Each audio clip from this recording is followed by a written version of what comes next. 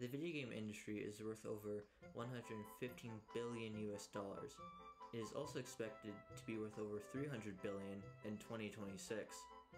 So you would imagine that lots of major corporations have tried to get a piece of it. A lot have tried so far, but haven't been successful. There's Google, Facebook, Apple, and even Totino's.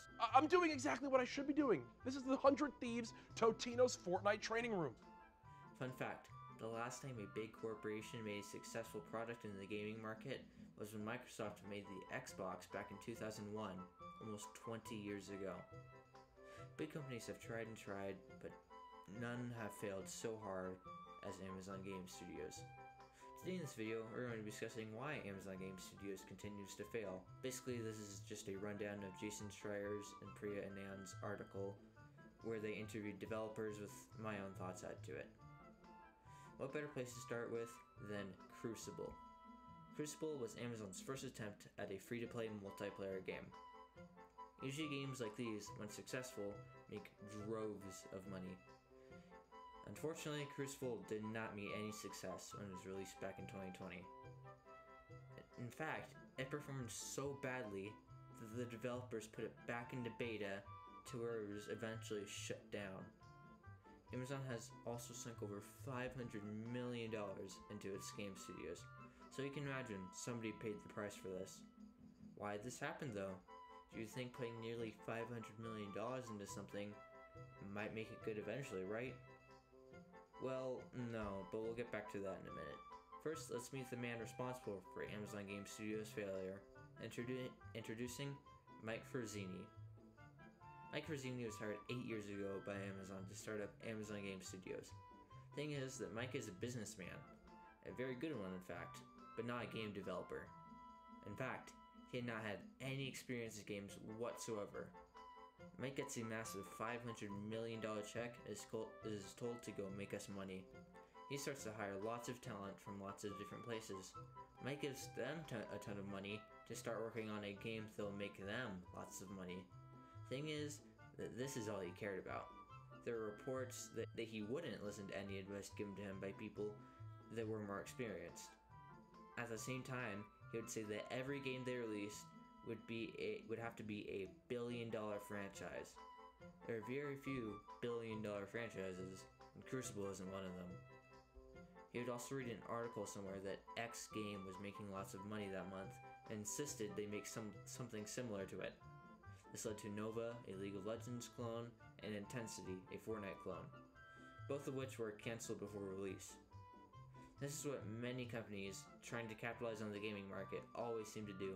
You can't just throw money at something and expect it to work. I'll pull a direct quote from Jason Schreier. Successful video games are a combination of art, entertainment, technology, and very large budgets. Big tech companies have only really figured out the last two. Mike Forzini needs to start listening to advice given to him and stop listening to the money because so far it's only led him to a dead end. Another thing that is driving Amazon Game Studios to the ground is Lumberyard. Let me explain. To make a game, you need an engine. An engine is essentially a set of tools developers use to make the game. You could pay a fee to use another engine made by another developer. Amazon decided to make their own so they didn't have to pay. They called it Lumberyard. The problem was that Lumberyard kinda sucked. It would take forever to load things, so the devs would, and I quote, play Halo or watch Amazon Prime Video while waiting for Lumberyard to process art or compile code, several former employees say. Mike Forzini had made it so that every game they made would have to use Lumberyard. This is very unfortunate because a bad engine can make or break a game. If an engine isn't good, then the devs can spend most of their time trying to work around it instead of the game. This is a very similar situation to when EA made all their studios use the Frostbite engine. This is what led to the downfall of Anthem, but that's another story for another time. I really wish that companies would stop forcing devs to use crappy engines so they don't have to pay. This could lead to less issues and a better game. There were lots of major issues that Jason Schreier had written about, but these were the major ones. So far, Amazon Game Studios hasn't had a hit yet. New World was Amazon's next game that was supposed to come out in 2020. but was delayed because of Mike Forzini. In New World, you were supposed to colonize a mythical land, and I quote, murder inhabitants who bear a striking resemblance to Native Americans. Executives under Mike Forzini denied that this was racist. When they brought in a tribal consultant, they decided to change it. All these issues circle back to Mike Forzini. I seriously think that if they replaced him with somebody who knows anything about video games, then they would see a profit. So far, I can't imagine New World will be any better seeing the track record of Amazon Game Studios so far. Though, you never know. Well, that about wraps up the video. Make sure to go check out Jason Schreier and Priya Nan's article. I'll leave a link in the description.